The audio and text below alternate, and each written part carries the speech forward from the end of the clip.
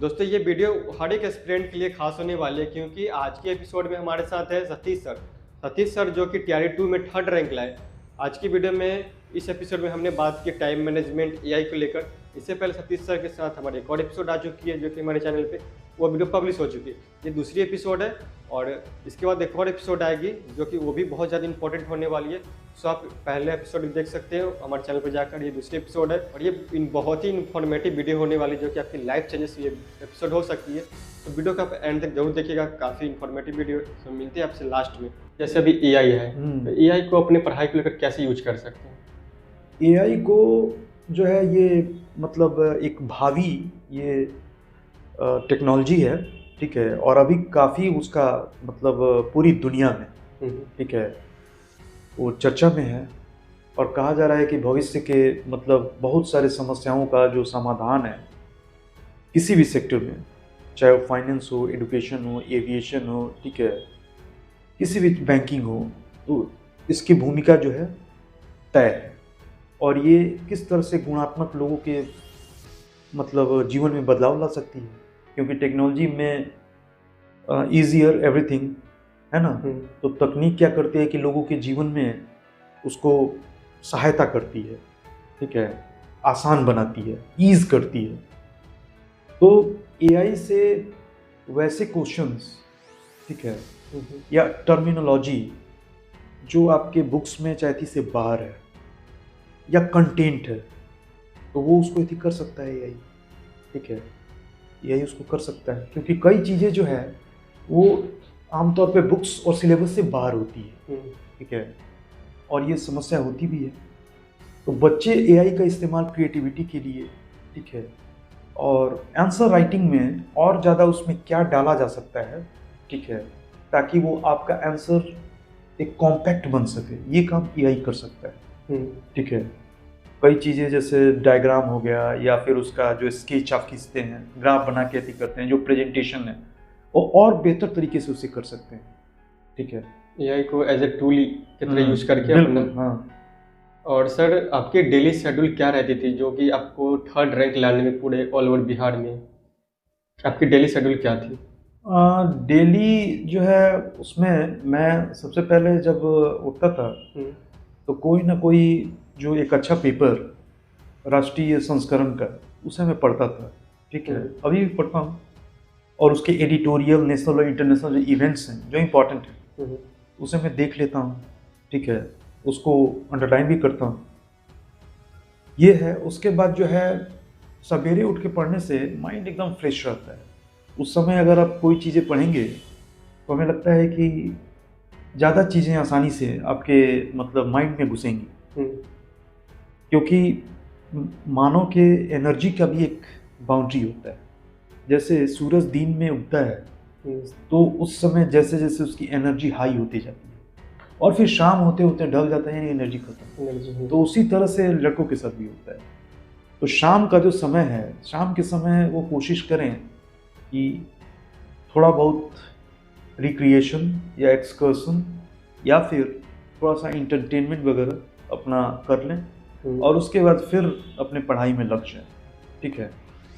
और जो विषय है, विषय को अच्छे मतलब एक तरह से धारा प्रवाह, ठीक है, ठीक से पढ़ें। और जो सब्जेक्ट की लिस्ट बनाएं, उससे ये चीज़ें ऐसी होनी चाहिए कि वो सिलेबस को कहाँ तक कवर करता है बुक्स, ठीक है। और बाकी का एआई तो है ही, जो चीज़ें कवर नहीं होंगी उसे वो चैट जीपीटी या फिर एआई के माध्यम से या एनवीडिया के माध्यम से वो ही हो सकता है। सर एक ऐसे मिस्टेक बताइए जो कि एस्पिरेंट कॉमनली करते हैं गलती को। कई बार क्या होता है कि एस्पिरेंट्स के सामने ये मतलब वो जब सिलेबस पढ़ते हैं तो कभी कभी एग्ज़ाम के समय वो पोर्शनल वाइज पढ़ना चाहिए जो इम्पोर्टेंट है। क्या पढ़ना है क्या छोड़ना है ये चीज़ें पता नहीं होती। क्या पढ़ना है उससे ज़्यादा इम्पोर्टेंट है क्या छोड़ना है, ये चीज़ें वो तय नहीं कर पाते हैं। तो इस चीज़ के चलते वैसे मतलब पोर्शन को यदि को पढ़ लेते हैं जो अनुप्रयोगी नहीं होता है, ठीक है, रिलेवेंट नहीं होता है। और फिर जो चीज़ छूट गया रहता है वही चीज़ एग्जाम में आ जाता है, तो प्रॉब्लम हो जाती है वहाँ पे, ठीक है। तो इसलिए जो है उनको मतलब है भी, स्टूडेंट निराश हो जाते हैं, हताश हो जाते हैं। और एकाएक जैसे एग्ज़ाम नज़दीक आता है तो पढ़ाई का जो मतलब स्पीड है लर्निंग का, स्टडी का, वो बढ़ा देते हैं, अपने ऊपर बर्डन बना। हाँ, और बाद में जो है क्या होता है कि उससे मतलब जो बायोलॉजिकल उनका साइकिल है वो गड़बड़ा जाता है, सोने जागने का जो चक्र है, ठीक है। और अगर यही चीज़ें शुरू से वो करते तो बाद में सिर्फ रिवीजन करने की स्थिति में होते हैं। तो उनको जो है ऑलरेडी, वैसे लोग जो लास्ट में रिवीजन करते हैं क्योंकि पहले तो पढ़ चुके होते हैं तो उन्हें माइलेज मिल जाता है, ठीक है। बाकी के वो लोग जो बाद में पढ़ते हैं वो प्लंक कर जाते हैं। तो इसलिए इसका कोई रॉकेट साइंस से शॉर्टकट नहीं होता है, ठीक है। ये एक लंबा जो है और सारगर्भित अध्ययन से ही ये चीज़ें पूरी होती हैं, ठीक है। सर जो वीक स्टूडेंट है वो बीपीएससी क्लियर कर सकते हैं? बिल्कुल कर सकते हैं। उनकी क्या डेली रूटीन होनी चाहिए, क्या स्ट्रेटेजी बनाकर पढ़ाई करनी चाहिए उनको? मैंने तो आपसे कहा है कि स्ट्रेटजी में सबसे ज़्यादा इम्पॉर्टेंट है कि वीक पहले स्टूडेंट के लिए हाँ, कि वो सबसे पहले ये ऑफिशियल वेबसाइट पे जाके उसका सिलेबस डाउनलोड करें। सिलेबस डाउनलोड करने के बाद जो एनसीईआरटी है, ठीक है, उसके अकॉर्डिंग एनसीईआरटी की बुक्स लें, ठीक है। और इसमें सबसे ज़्यादा इम्पोर्टेंट ये है कि 6 to 12 का जो है, चूँकि बेसिक और सामान्य साधारण सरल भाषा में लिखा हुआ है, तो उसको वो पढ़ सकते हैं। पढ़ने के बाद उन्हें नोट्स बनाने होंगे। नोट्स भी जो है वो 3 तरह के होने चाहिए।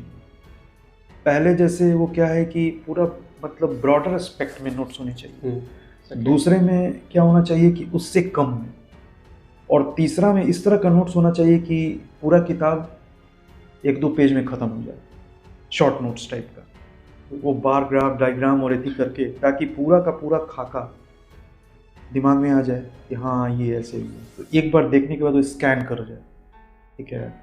तो ये ज़्यादा इम्पोर्टेंट है। और देखिए वीक और मतलब तेज कोई होता नहीं। अगर आप सफलता को माने तो कई बार क्या होता है कि बहुत विद्वान पढ़े लिखे लोग भी असफल हो जाते हैं, और कई बार औसत या साधारण दर्जे के स्टूडेंट भी वो टॉप कर जाते हैं, रैंकर हो जाते हैं, क्वालिफाई कर जाते हैं। तो ये इसमें तो ये है ही नहीं कि कौन तेज है कौन है तेज। सर जैसे कि आप रैंकर बने टीआरई 2 में, उससे पहले आप कितने अटेम्प्ट दे चुके हैं?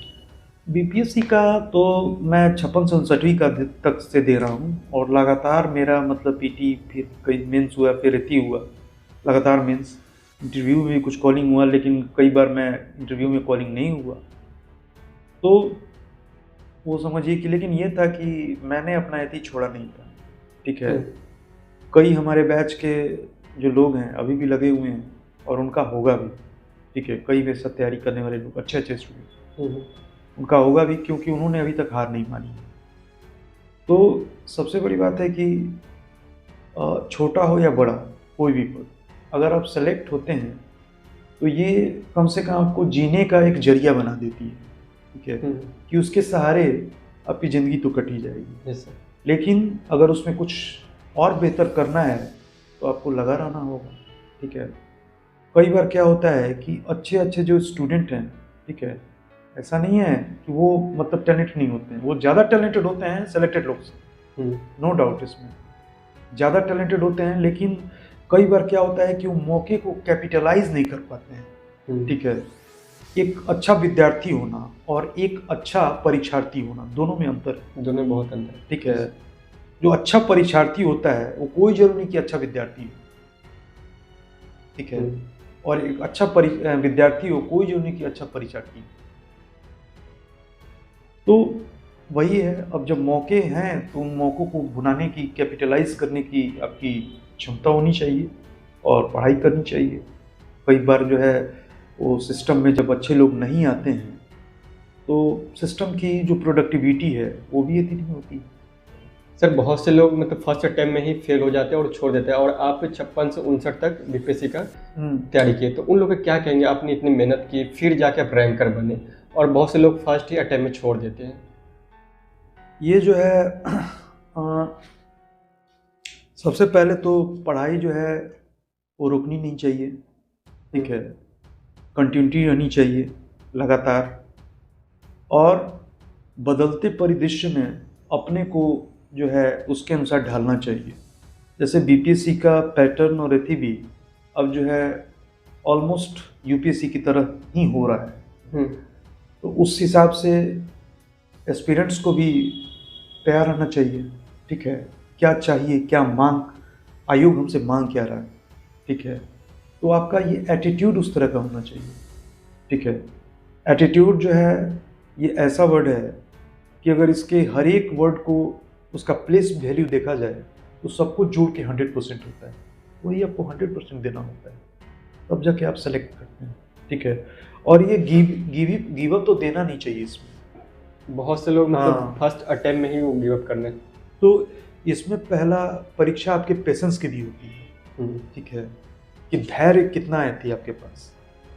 क्योंकि जब आप प्रशासनिक अधिकारी बनने जा रहे हैं या बीपीएससी के अधिकारी बनने जा रहे हैं चाहे, तो उसमें सबसे इम्पोर्टेंट चीज़ है आपका धीरज, धैर्य, कि इतने दिनों तक हो सकता है कि मे बी समय लग जाए चाहती हो जाए, तो आप जो है उसके लिए तैयार हैं कि नहीं, ठीक है।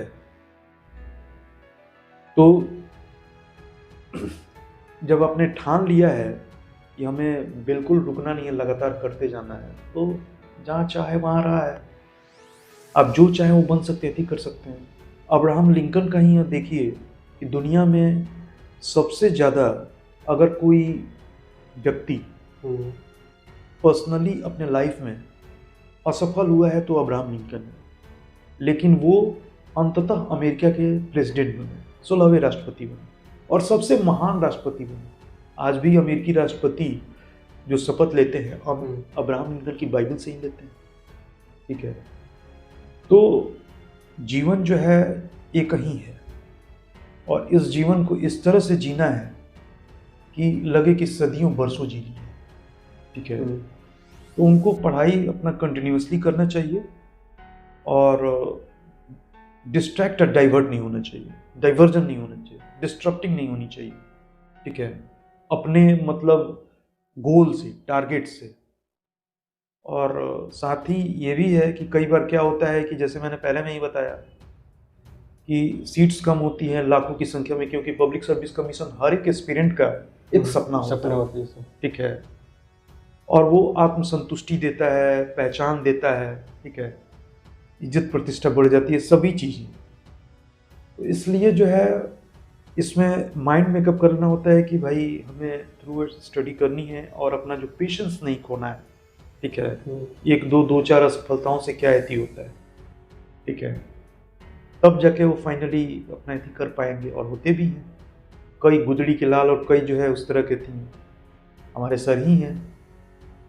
4 अटेम्प्ट के बाद उनका हुआ, हालांकि कई अटेम्प्ट में उन्होंने मेंस और ऐती दिया, लेकिन फाइनली बने, और बने तो पूरी दुनिया जाने। यस। उस जगह पे जहाँ पे कि पानी लगा होता था वहाँ पे कालीन बिछी और जो है माइक से और एथी से लोग उनका इंटरव्यू और बाइट लेने के लिए थे। क्रॉनिकल में और पीडी में उनका जो है इंटरव्यू का निकला था और उसी में लिखा हुआ था कि देसरी के लाल ने किया कमाल। हाँ, पूरे ऑल ओवर इंडिया में 49 रैंक उनकी, ठीक है। तो ये है, तो इसलिए जो है, और बहुत तक हुई एक अच्छे मतलब एडमिनिस्ट्रेटर में क्या मतलब क्वालिटीज़ होनी चाहिए, इंटीग्रिटी, ठीक है, ऑनेस्टी, ये सारी चीज़ें उनमें हैं, और बहुत अच्छे से वो मतलब डिलीवर भी करते हैं, ठीक है। हम्बल आदमी हैं, जिस जगह पे हैं, जिस पायदान पे हैं, वहाँ पे बहुत कम लोग पहुँचते हैं, लेकिन इतनी उनकी हम्बलनेस है, उनकी ग्रेटनेस है, कि वो चीज़ें उन्हें महान बना देती है, दूसरों से अलग कर देती है।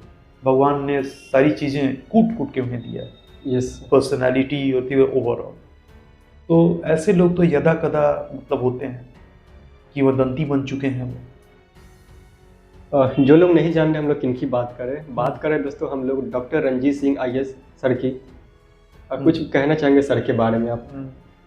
सर लिविंग लेजेंड हैं, और जिस भी फील्ड में गए, वो जहाँ पे भी गए, जिस डिपार्टमेंट में रहे, उस डिपार्टमेंट को की जो उपलब्धियाँ हैं उन्होंने बढ़ा दी, बहुत अच्छे तरीके से उसको डिलीवर्ड किया, और एक मतलब लोगों के लिए माइलस्टोन बनाया। हम्म, कई लोग जो है प्रशासक, जो युवा प्रशासक होते हैं, उनके वो मतलब यंग एथी हैं, है ना, इंस्पिरेशन लेते हैं उनसे। और इसके अलावा जो है सर का जो भूमिका है मिशन 50 IAS के माध्यम से, वो यहाँ पे फ्री ऑफ कॉस्ट बच्चों को पढ़ाया जाता है, उन्हें गाइडलाइन दिया जाता है, ठीक है।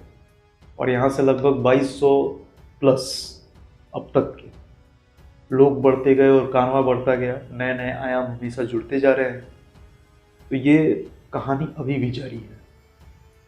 दोस्तों सर के साथ एक अलग से पॉडकास्ट आएगी। दोस्तों ये वीडियो खत्म हुआ नहीं, इससे पहले एक और एपिसोड हमने पब्लिश कर रखे हमारे चैनल पे। इसके बाद भी एक और वीडियो आएगी जो कि ये बहुत ही ज़्यादा इंपॉर्टेंट वीडियो होने वाली हर एक एस्पिरेंट के लिए। बाकी इस वीडियो में से आपको क्या सीखने को मिला कमेंट कीजिएगा। बाकी नेक्स्ट किन गेस्ट को हमें बुलाना चाहिए इस पॉडकास्ट में, आप उन हमें सजेस्ट कर सकते हैं। बाकी वीडियो के यहाँ तक के देखने के लिए बहुत बहुत धन्यवाद।